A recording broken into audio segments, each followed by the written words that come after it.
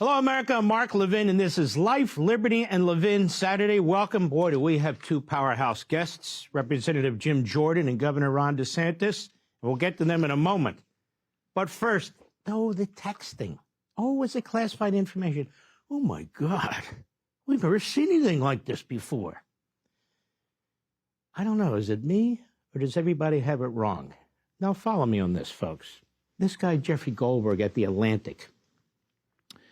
If you're a patriotic, ethical American, and you find yourself as part of a text chain that you immediately realize you ought not be on, that involves the most senior national security leaders in our country, the Secretary of Defense, the Secretary of State, the National Security Advisor, the Director of National Intel, the CIA Director, Treasury Secretary, the Vice President of the United States. What do you do? What would you do?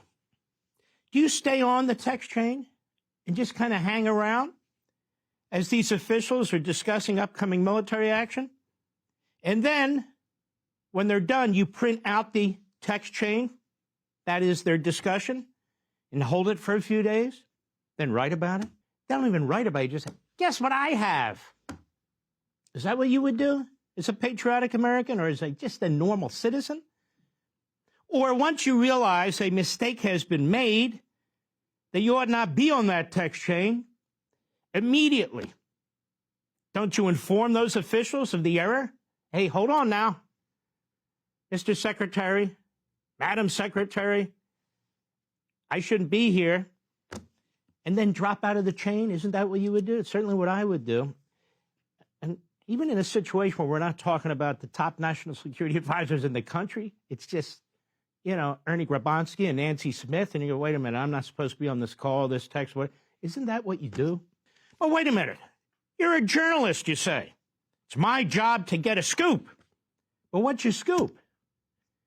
It's not the information in the texts, is it? It's the fact that you're accidentally on the text chain. That's the big story, that a mistake was made, not the substance of the information. In fact, the substance of the information only becomes important, if you will, as a way to condemn the officials on the text chain for making the mistake. Look at this. I was on the text chain and they were classified information. I'll get to that in a minute. And what follows is a debate now over whether the information involving a successful military operation that occurred days before was classified. Jeffrey Goldberg says it was classified. We have our own experts on this network. They insist it was classified. Other reporters say it's classified. Democrats say it's classified, and they never lie. Okay, let's just accept that for a moment. I'll get back to that again in a second. The information itself did not affect the operation because the reporter didn't use it, except after the fact, to reveal that he was mistakenly included in the text chain. A fact he did not tell the top officials while he was there in real time watching their texts. Instead, he chose to write about it as a scoop. He wanted to inflict maximum political damage, he hoped, on the administration without endangering the mission. And I might add, he's been patted on the head for that. He didn't put it out and endanger the mission. Well, he might have exposed himself to potential criminal liability by revealing the mission if he did. And he may have already done that. Mark, what do you mean? Well, here, 18 U.S.C. Section 798. I think we've all heard of the Espionage Act, haven't we?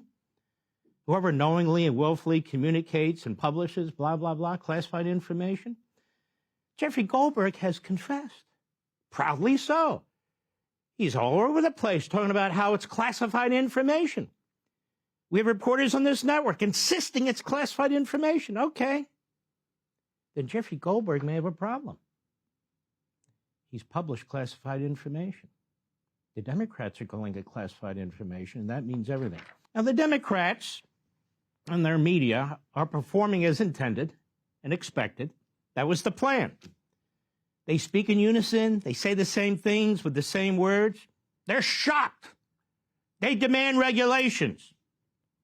They're all over the airways and all over the newspaper pages. What a scandal this is. We've never seen a scandal like this before. The person worth interviewing is Goldberg. Why did you stay on the text chain? Did you speak to anybody after the texting occurred? To whom did you speak? Did you speak to anybody after you put out your first article saying, hey, everybody, guess what? I was on a text. Did you do that? How about the second time around? Were you actually, in your own words, you revealed the contents or some of them? Classified information. You're kind of a fool. Are you guilty of revealing classified information? Uh-oh. Forgot about that Espionage Act. But anyway, what about it?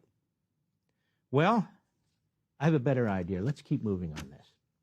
By the way, it's not as if it was the attack on Pearl Harbor, December 7th, 1941. You remember that one? When damn near the entire Japanese Navy sailed 3,500 miles across the Pacific for 11 days without detection. Now that is a screw-up. Well, they only had 6 aircraft carriers, 2 battleships, 2 heavy cruisers, 1 light cruiser, 9 destroyers, 8 tankers, 23 fleet submarines, 5 midget submarines, and a partridge in a pear tree, undetected across the Pacific. And they destroyed 8 of our battleships, 3 of our cruisers, 3 destroyers. They destroyed or damaged 188 aircraft. 2,400 people lost their lives. And if our aircraft carriers had been there, it's by the will of God they weren't, the west coast of the United States would have been vulnerable to attack because nothing could have defended it. Should FDR have resigned? I ask you Democrats who kiss his feet, even posthumously. What about Alger Hiss? Remember Alger Hiss? Most people don't, but I do. He was a State Department official. Also turns out he was a Soviet spy in the 1930s. He was convicted of perjury in 1950 because the statute of limitation had run on espionage. The Democrats defended him for half a century. Oh, Alger, no way, Alger. Yes way. And during this time, he was advising Franklin Roosevelt at Yalta, a communist spy. And what happened at Yalta? Well, they only divided up Germany and the rest of Europe. Stalin, FDR, and Churchill. That's a big screw up, don't you think? It's not a mistake. It's a screw up. Puts things in a little bit of context, doesn't it, Democrats? Not for you. You don't care. But let's go a bit further. There's a huge difference between a mistake and an intentional act. In the law, in morality, in faith, there's a huge difference. We have a recent case in the Biden administration. Oh, do tell. Where it wasn't a mistake, but an intentional series of actions involving our national security. The Robert Malley spy ring, which to this day is largely concealed, and the outcome of which is still unknown, to the best of my knowledge. Now, who was he? What happened here? He was a personal appointment. Our great former Secretary of State, Antony Blinken. Oh, what a crowd that was. Let's go down memory lane, which isn't all that distant.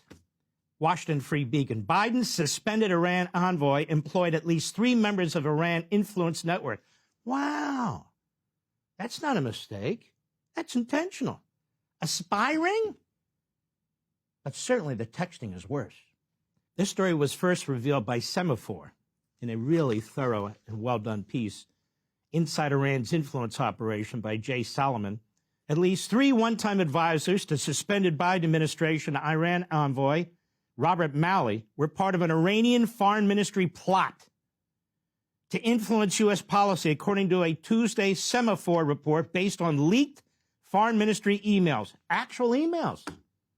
Pentagon official Ariane Tabatabai, think tank advisor Dina Esfandiari, and Malley protege Ali Vaez were part of the Islamist government's Iran Experts Initiative, IEI, the regime's initiative, a scheme to recruit experts who would, quote, bolster Tehran's image and positions on global security issues, according to the report. Now, as part of the IEI, Tabatabai, who reported to Malley, whom Iranian dissidents pinpointed last year as a pro-regime advocate. Wow. Somebody call Dick Durbin. Somebody call somebody. Those Democrats up there, they're going to want to know all about it. How about Mark Warner? Sure, he's going to want to know about this. Pro-regime advocate, quote, on at least 2 occasions checked in with Iran's foreign ministry before attending policy events, including a congressional hearing. Semaphore reported Fayez communicated with Matassa Zarani. If I'm not pronouncing these names properly, I'm sorry, my Farsi's a little off. One of the 2 Iranian officials behind the Iran Experts Initiative, saying in one email that he looked forward to Zarani's, quote, comments and feedback on an article he wrote. Zarani forwarded that email to Iran's then foreign minister. Wow. Wonder how Jeffrey Goldberg missed this one. The other official behind the initiative, Saeed, I won't even try, in March 2014 described himself, Talatabi, and Esfandiari as the core group of the IEI. That's 2 advisors to Malley, the envoy to Iran on the nuclear missile issue, personally appointed by Anthony Blinken and Joe Biden.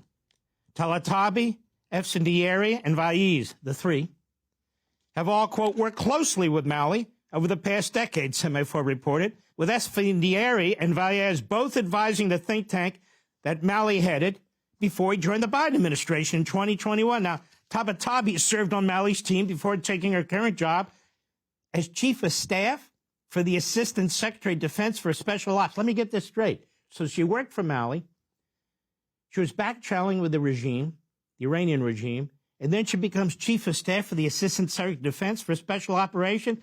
Somebody tell the astronaut, Senator Kelly from Arizona. I know he's very upset about Hegseth. Somebody wake him up. Tell him about this one. Malley also attempted to appoint Fayez to a government job, but Fayez, quote, could not obtain the necessary security clearance, unquote. Iran International reported. Mark, what does this have to do with the text? Everything. This is a Washington, D.C. concocted drama. All Goldberg had to do in the middle of the texting is say, hold on, I'm on this list. Somehow you're texting me. Don't text me. I don't want classified information. I don't want an Espionage Act problem. Whatever it is, it's not appropriate. I'm in on it. Take me off. Goodbye, good luck, and God bless. But he didn't. He got what he wanted. Malley this year, this was written a year and a half ago, had his credentials and security clearance revoked, the Washington Free Beacon reported. Leaked State Department documents revealed in August that Malley faces accusations of mishandling sensitive information, personal misconduct, misuse of classified networks. The FBI now is also investigating Malley, Semaphore reported. Wow. A spy ring? A back channel for the Iranian regime that wants to get nuclear warheads and put them on intercontinental missiles and threaten us? Wow. That seems to be 1,000 times worse than the texting scandal.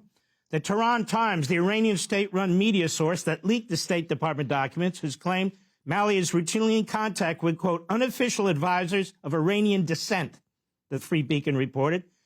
And Republicans called for the department to investigate how the propaganda outlet obtained the documents. This is a massive scandal. Massive.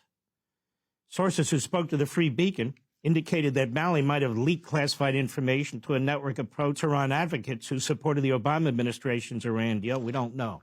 Guy worked for Clinton, Obama, Biden. 2015, 1 year after Iran set up this IEI operation, Malley served as the Obama administration's lead negotiator for the much-criticized deal, so he's had his finger in the whole thing. As Malley negotiated the deal in April 2015, Zorani and the guy whose name I can't pronounce boasted to their superiors in internal emails about the initiative's success. And it goes on. The tablet, Lee Smith, October 2023, high-level Iranian spy ring busted in Washington. The trail leads from Tehran to D.C., passes directly through the offices of Robert Malley, the envoy to Iran, who reports to Blinken and Biden, and the International Crisis Group. Politico, I know they're on the government payroll, but there you go. FBI probes whether Iran envoy Malley committed crimes in the handling of classified information. And they yanked his clearance. We still don't know what the resolution of this is, or if there is a resolution.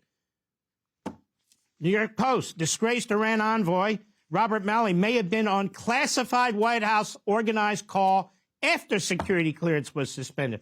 Ooh. Wow. Lots going on in that Biden regime, and most of it's no damn good. Wait, here's another one. Biden-Harris administration sued for obstructing probe in embattled Iran envoy Robert Malley. They were covering it up. They wouldn't give information to Congress. Let me fix that. The Republicans in Congress. You know what the Democrats said about all this? Nothing. Nothing. The same Democrats that are out there right now with blood coming out of their eyes and their veins coming out of their foreheads. Maybe that's their common look. I don't know. I don't want to be rude. But the fact of the matter is they're very angry right now. This didn't bother them in the least. Oh, there's another one. I don't have a lot of time. Keep moving. Ex-CIA official pleads guilty to leaking top-secret documents about Israel's plans to strike Iran. Remember this one? An ex-CIA analyst pleaded guilty to leaking top-secret documents about Israel's plans to retaliate against Iran last year, forcing the attack to be delayed. Who was it? Asif W. Rahman, 34 years old, violated the Espionage Act. Rahman, who'd been with the CIA since 2016 and had a top-secret security clearance, was working in the U.S. Embassy in Cambodia when he snuck the documents out in his backpack, bringing them home, copying them, and distributing them before destroying evidence of his actions, prosecutors claim. In the spring of 2024, when he was working in Virginia as a CIA analyst, he disclosed a batch of 5 secret and top-secret documents, making copies and giving them to people who weren't allowed to see them. And in the fall 2024, this is all under the eyes of the Biden regime and the CIA director at the time. Wow. Where was Mark Warner? Hello, Mark. He leaked another 10 classified documents, not including the 2 involving Israel's planned attack. Each time, Rahman, quote, deleted his activity from electronic devices and returned to his workstation with classified materials where he shredded them. He destroyed over 1.5 gigabytes of data. What does he think is the January 6th committee? And also a smartphone and a router that he used to send out the secret information. Maybe he got the tactics from Hillary Clinton. You see, ladies and gentlemen, the Democrats don't care about national security, military operations.